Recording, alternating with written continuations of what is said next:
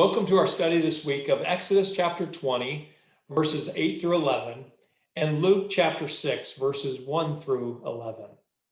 My name is Scott Rainey. I serve with the Church of the Nazarene in the area of Sunday School and Discipleship Ministries International, or SDMI.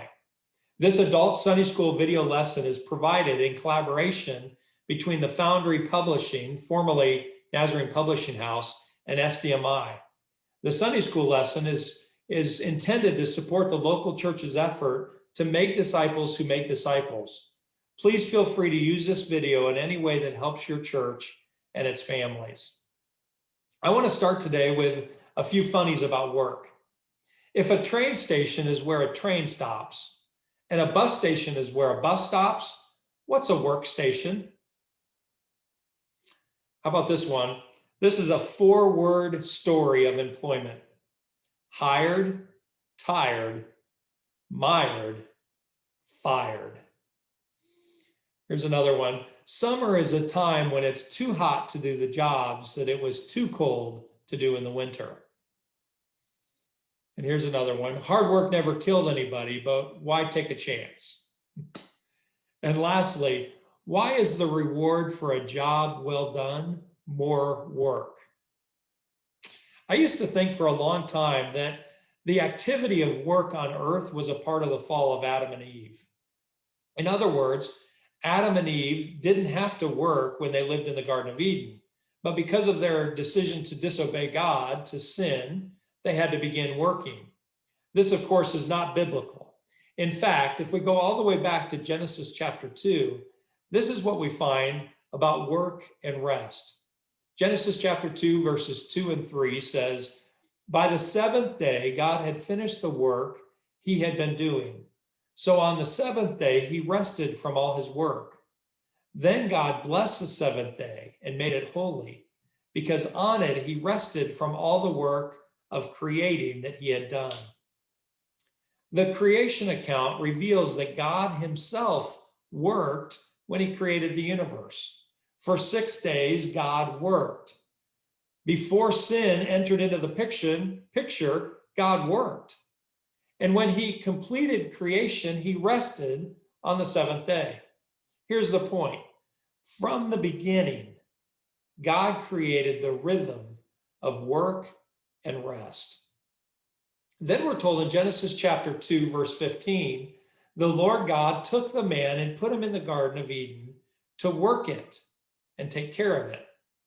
Again, before sin entered into the story of humankind in Genesis chapter 3, Adam was in the garden and he had work to do, caring for the garden.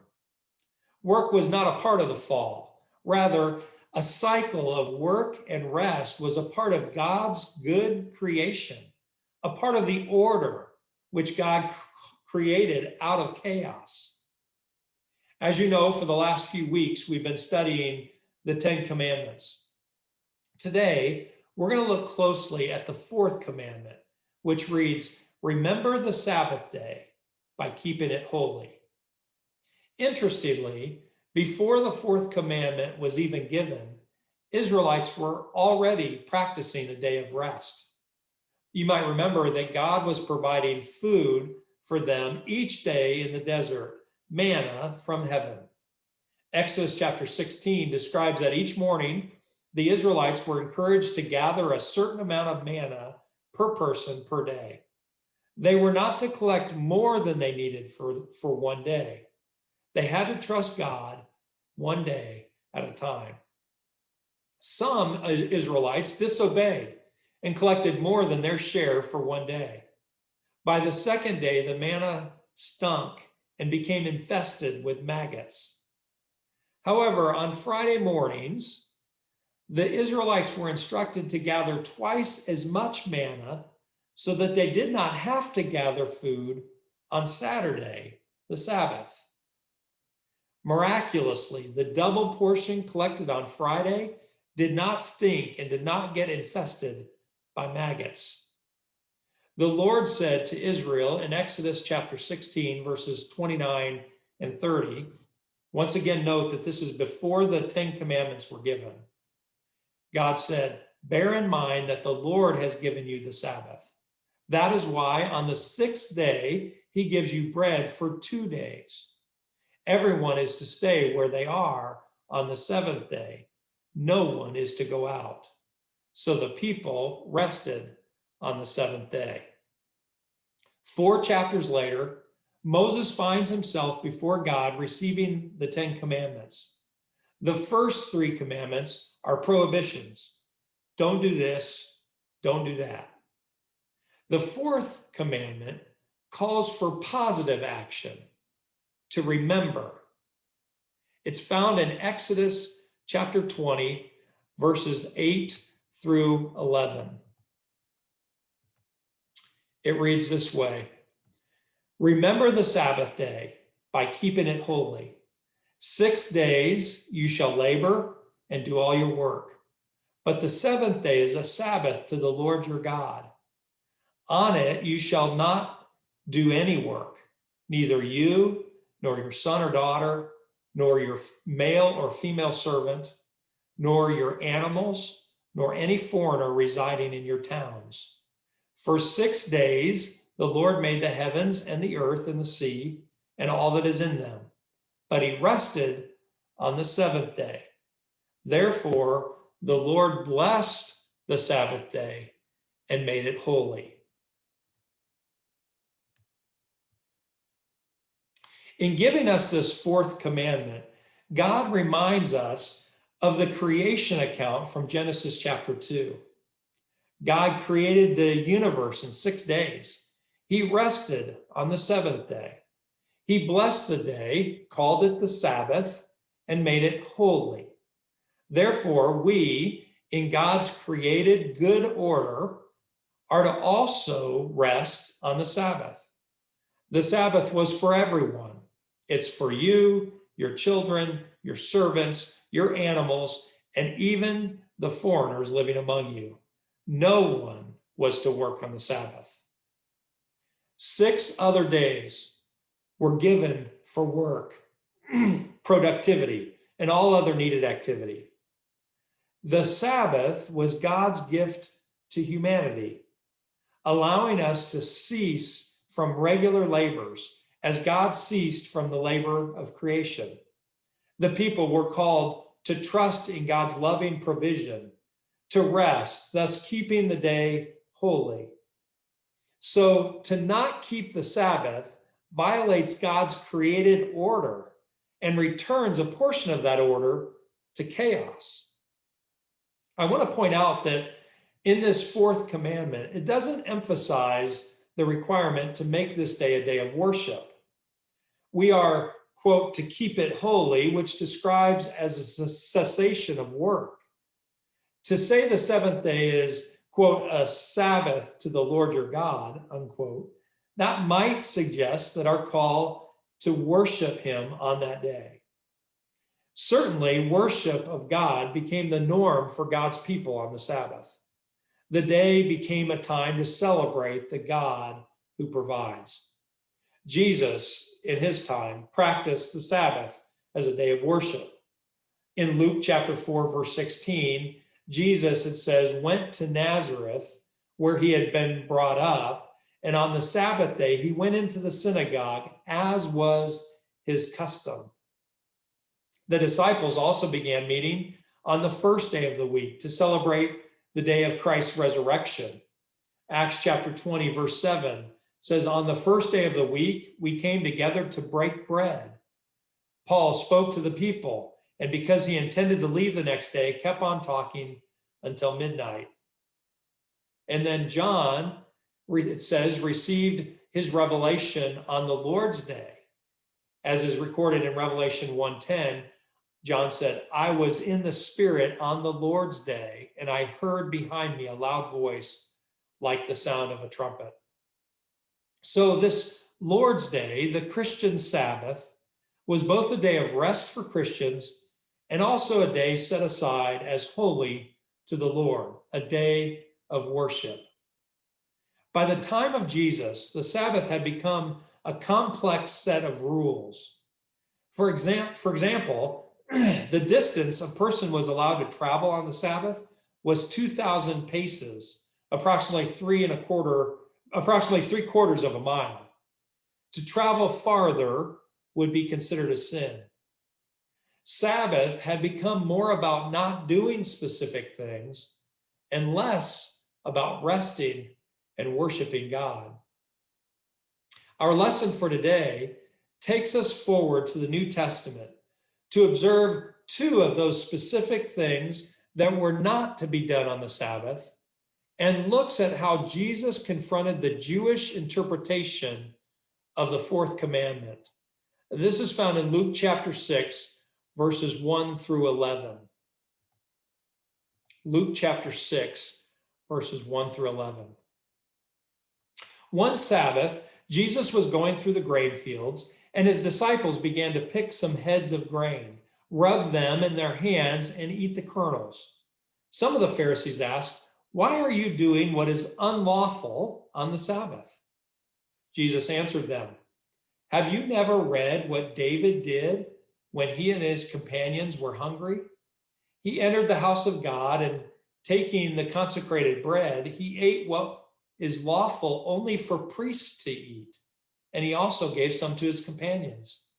Then Jesus said to them, 'The Son of Man is Lord of the Sabbath.'" On another Sabbath, he went into the synagogue and was teaching, and a man was there whose right hand was shriveled. The Pharisees and the teachers of the law were looking for a reason to accuse Jesus, so they watched him closely to see if he would heal on the Sabbath. But Jesus knew what they were thinking, and he said to the man with the shriveled hand, "Get up and stand in front of everyone." So he got up and stood there. Then Jesus said to them, "I ask you, which is lawful on the Sabbath, to do good or to do evil, to save life or to destroy it?" He looked around at them all and then said to this man, "Stretch out your hand." He did so, and his hand was completely restored. But the Pharisees and the teachers of the law were furious and began to discuss with one another what they might do to Jesus. The first confrontation Jesus had with the Pharisees in Luke 6 occurred on the Sabbath day as Jesus and his disciples walked through the grain fields. The disciples, hungry as they were, picked some heads of grain, rubbed them in their hands, and ate the kernels. This action was considered harvesting by the Jewish interpretation of the law and had been deemed work forbidden on the Sabbath. Some, not all, but some of the Pharisees questioned the disciples. While it was the disciples who were questioned, it was Jesus who answered.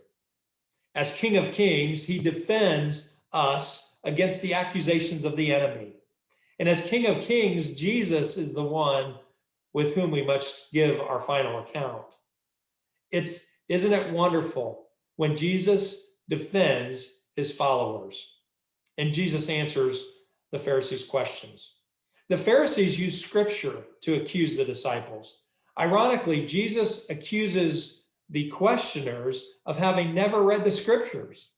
He says, "Have you never read what David did?" The story of which Jesus speaks is found in 1 Samuel chapter 21, verses 1 through 6.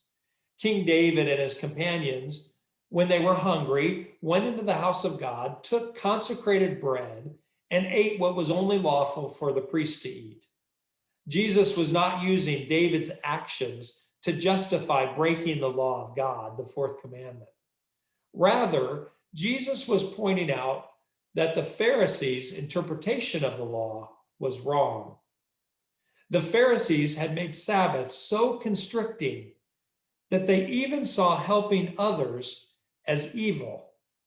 The Sabbath was not intended to be bondage or a set of rules, but a gift of God for our benefit. Mark records that Jesus said, "The Sabbath was made for man, not man for the Sabbath." Mark chapter 2, verse 27. For Jesus, the Sabbath was freeing, not restricting. freedom to rest from work, freedom to worship God, freedom to come together with other believers, freedom to minister to the needs of others. And in the end, Jesus declared, in case they didn't know, the Son of Man is Lord of the Sabbath, in verse 5. The second confrontation between Jesus and the Pharisees, described here in Luke 6, occurred on another Sabbath. We're told that Jesus was teaching at the synagogue. It appears that the Pharisees and teachers of the law were watching Jesus carefully, looking for a reason to accuse him. Verse 7 reveals that they were even watching specifically to see if Jesus would heal someone. According to the interpretation of Jewish law regarding work on the Sabbath, it was acceptable to allow someone to intervene for a person's life on the Sabbath. However, in this case, we encounter a man with a withered hand. While a serious condition, which would have made life very difficult for him in Jesus' day, it wasn't life-threatening. Jesus could have avoided this confrontation. Instead, he did something provocative. Jesus boldly commanded the man to stand up in front of everyone so that the man occupied center stage. Everyone's eyes were on Jesus and this man. And Jesus asks a question: which is lawful on the Sabbath, to do good or to do evil, to save life or destroy it? Verse 9. Jesus' contrasts is not just between doing good and doing nothing, and it's not between doing good and waiting until the next day. For Jesus, doing nothing or waiting to heal would have been doing evil. It was between doing good or doing evil. James chapter 4, verse 17 says, if anyone then knows the good they ought to do and doesn't do it, it is sin for them. Even though keeping the Sabbath is about keeping God's creation and honoring the Creator, the Pharisees were furious because Jesus violated their interpretation of the Jewish law. So this brings us to the obvious question for today. How do we, followers of Jesus in 2020, keep the Sabbath day holy? Sabbath practices have varied greatly with significant changes in recent decades. If you're from the United States of America, consider for a moment what life was like on Sundays even 30 years ago compared to today. 30 years ago, you would have had trouble in the United States finding a business that was open on Sunday. Today, nearly all retailers are open on Sundays, and many Christians hurry from the pew to avoid the rush at restaurants after Sunday's worship. One response to our situation could be to write out a set of rules that all Christians should follow. But this would look an awful lot like the situation that Jesus encountered with the Pharisees. Instead, let's focus the Lord's Day on rest and worship. A day set aside to discontinue our drive for accomplishment or production. A day set aside to worship our God, to focus our attention on Him. A day set aside to serve someone in need as God directs us. A day to make sure that our lives are ordered by God in the work-rest cycle that He created. A day to receive a gift of rest from our God. Today, work consumes many of us. Busyness can at times become the new idol. We work long, hard days. Sleep becomes our reward. I've had such days when I knew the day was going to be so busy that when I woke up that morning, one of my first thoughts was, I can't wait to return to the bed tonight. Have you ever had a day like that? For the Jew, sleep was not traditionally seen as a reward for a long day's work. The Jewish schedule was different. The day didn't begin at midnight or at sunrise or when someone woke up. Instead, the day actually began at sundown and would extend from sundown one day to sundown the next day. Think on that for a moment with me. For the Jew, the work-sleep cycle is not work then sleep, but rather sleep then work. Because the day begins at sundown, sleep is the first part of the Jewish day. Therefore, your work flows out of your rest.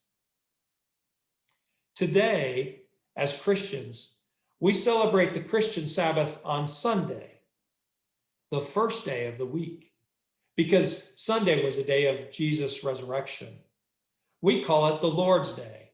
We rest and we worship on this special day of the week. Now consider this. The world tells you that the weekend belongs to you. Do the things you want to do. Do the things you need to do. It's the end of your week.